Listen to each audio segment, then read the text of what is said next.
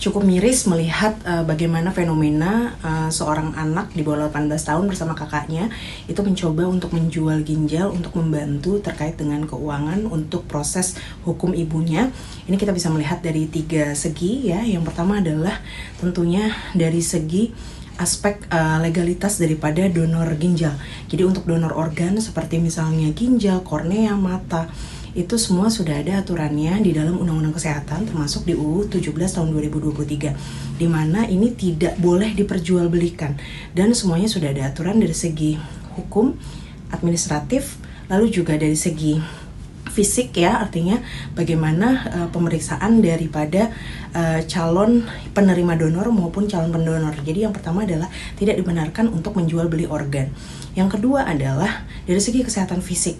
Anak-anak itu belum diperbolehkan untuk melakukan donor ginjal karena anak-anak itu masih dalam masa pertumbuhan, baik itu secara hormon, secara fisik, secara mental, sehingga anak-anak tidak diberikan peluang untuk menjadi donor ginjal. Walaupun manusia bisa hidup dengan 1 ginjal saja, tetapi tidak diperbolehkan untuk anak-anak memberikan donornya seperti itu. Jadi dari segi fisik itu memang sudah tidak memungkinkan.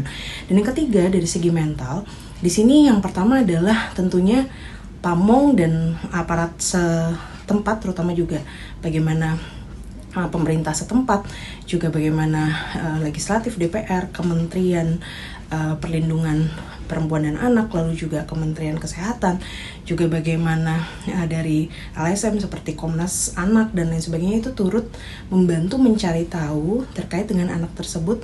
Pertama adalah memberikan pemahaman yang benar, artinya meluruskan pemahamannya bahwa untuk kasus ini tidak dibenarkan dan ini adalah pemahaman yang salah. Karena kalau dibiarkan ini bisa menjadi contoh atau menjadi viral dan bisa menjadi inspirasi bagi anak-anak lain untuk melakukan hal yang sama. Ya, jadi harus segera dilakukan pendampingan dan juga harus digali apakah ada kemungkinan masalah secara mental, baik itu masalah yang masih ringan ataupun berat.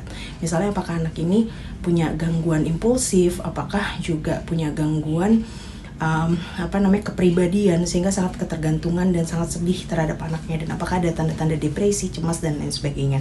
Seperti itu. Jadi harus ada pendampingan yang baik dan tata laksana lebih lanjut, kenali ada potensi gangguan mental ringan atau berat dan segera tata laksana segera dan dilakukan pendampingan karena ini masih anak di bawah umur. Dan juga perlu digali apakah ada motif-motif terkait dengan kekerasan atau kejahatan. Dalam hal ini adalah adanya upaya didorong ataupun dihasut oleh pihak-pihak tertentu, baik itu keluarga maupun orang sekitar yang mendorong anak tersebut melakukan tindakan impulsif tersebut.